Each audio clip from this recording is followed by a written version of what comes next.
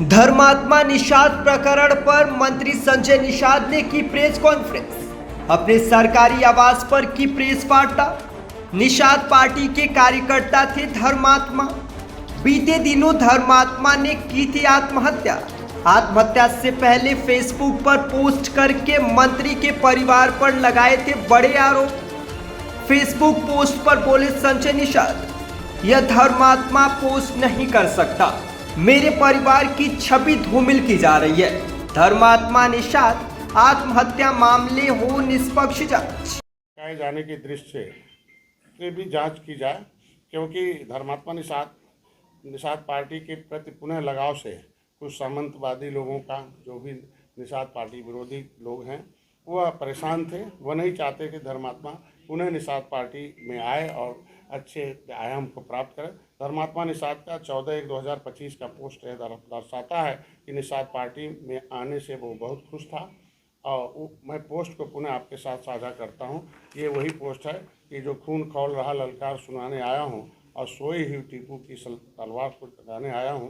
अब चौकन्ने हो जाओ ये सत्ता के शैतानों, मैं निषाद राज का वंशजों दरबार हिलाने आया हूँ। ये उस दिन का वो जो रैली, महान रैली हुई थी, उस पर था, जिस पर मैं आप लोगों को धन्यवाद देता हूँ कि ये सभी तथ्य कम से कम जनता के सामने जाए, जांच एजेंसी के सामने जाए, और जो गुमराह करने वाले हैं वो भी कम से कम जिन्हें जो कहते हैं कि जो भ्रम फैलाया जा रहा है, जो सोशल मीडिया के द्वारा तथ्यहीन जो है मैसेज डालकर लोगों को, जनता को गुमराह किया जा रहा है और अफवाह फैलाई जा रही है, उससे बचें और सही चीज़ जानें और फिर जांच होने तक धैर्य रखें और जांच पर हमेशा विश्वास रखें और कम से कम अपने विवेक से रखें कि वो साल भर से मेरे साथ था और कहीं भी मुझे नेगेटिव पोस्ट नहीं किया। तो अचानक मैं तो 77 दिनों से बाहर हूँ और 13 जनवरी के बाद एक दिन मैं गोरखपुर था, उसके बाद 16 तारीख से मैं बाहर आ गया। तब से लेकर लगातार मैं गोरखपुर गया ही नहीं, मैं कोई बातचीत नहीं है। तो इस तरीके की कदम उठाया हो या फिर अभी जांच का विषय है कि ये कहीं ऐसे तो नहीं है कि जो आगे आकर इस मामले को मोड़ कर दो। मैंने कल ही बयान दे दिया था और आज भी मैं खुद ही लिखा हूँ कि जांच है, जांच के लिए मैं एविडेंस दे रहा हूँ। उनके लिए मैं खुले आपके माध्यम से एविडेंस दे रहा हूँ पुलिस को कि जांच करे। ऐसा कोई शायद व्यक्ति नहीं होगा कि खुद एविडेंस दे कि जांच होना चाहिए।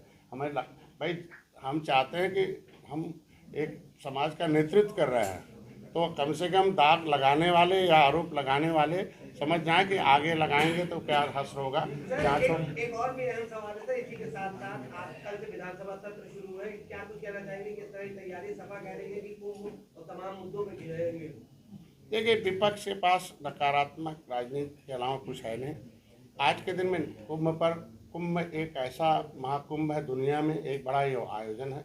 घटना से हम सभी लोग दुखी हैं, बड़ी घटना है। उस पर जांच दे दी गई। जांच होने तक निश्चित रूप से लोगों को उस पर धैर्य रखना चाहिए। जांच संवैधानिक तरीका, संवैधानिक अधिकार है और जांच के बीच में अगर कोई चीज़ चाहता बयान तो वो उचित नहीं होता। तो मैं चाहता हूँ कि उत्तर प्रदेश सर्वोत्तम प्रदेश बने, विधानसभा में लोगों को इस विकास के क्रम में लाया जाए, उसमें विपक्ष का सहयोग मिलना चाहिए और आगे जो भी बजट सत्र है, बजट में बजट को आगे बढ़ाने का, बजट का सदुपयोग होगा, बजट सही दिशा में चले।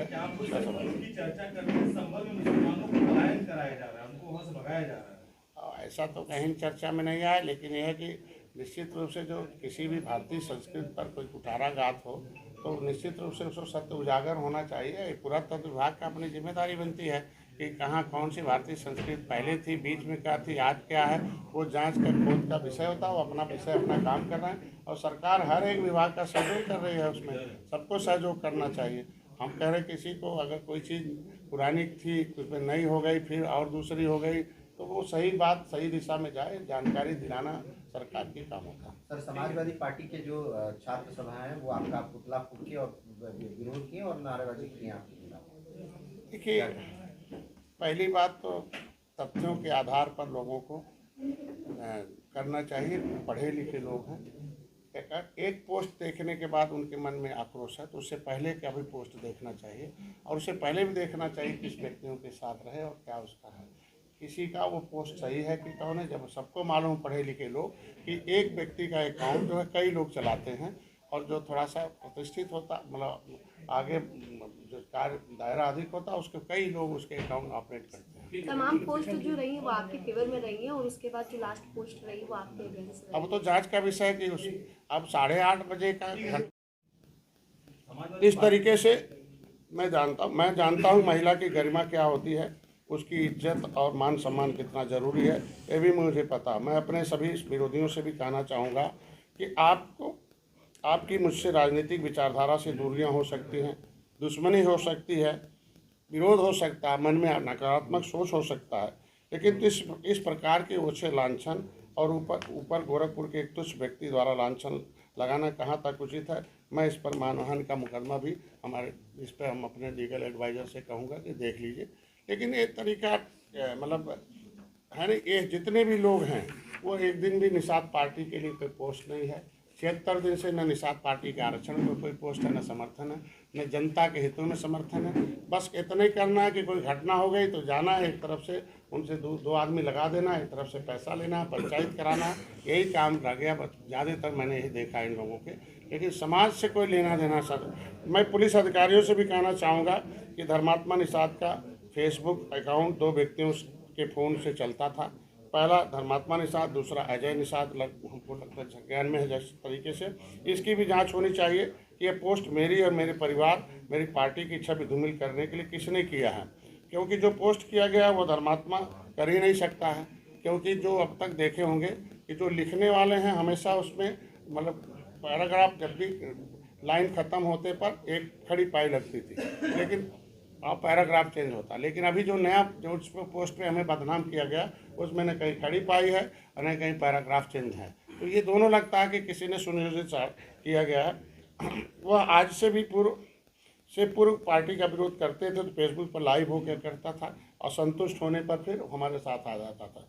जैसे संतुष्ट हो जाता था उसको बुलाया जाता था, बताया जाता था, हमारे लोगों द्वारा सही बात बताई जाती। जब भी विरोधी के पक्ष में गया थोड़ी देर के लिए, कुछ देर के लिए, वो भाई बच्चे हैं तो इसलिए निश्चित रूप से ऐसा देखने आप उठाइएगा तो फेसबुक में मिलेगा कि कब कब कौन कौन लोग उसके साथ रहे हैं।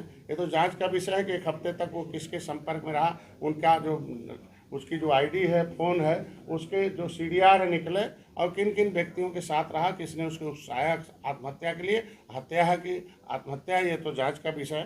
तो इसमें आज किंतु वो कभी भी कायर वाला तरीका नहीं अपना सकता था। धर्मात्मा इतना मतलब बहादुर इस तरीके लड़ता था। इसमें जो हमने एविडेंस दिया है कि पेज का जो इन्फॉर्मेशन है उसमें देखा people who manage the page, primary country, region, location of people who manage the page include India, 2 व्यक्ति के द्वारा है। ये हम आपको सब दे रहे हैं। मैं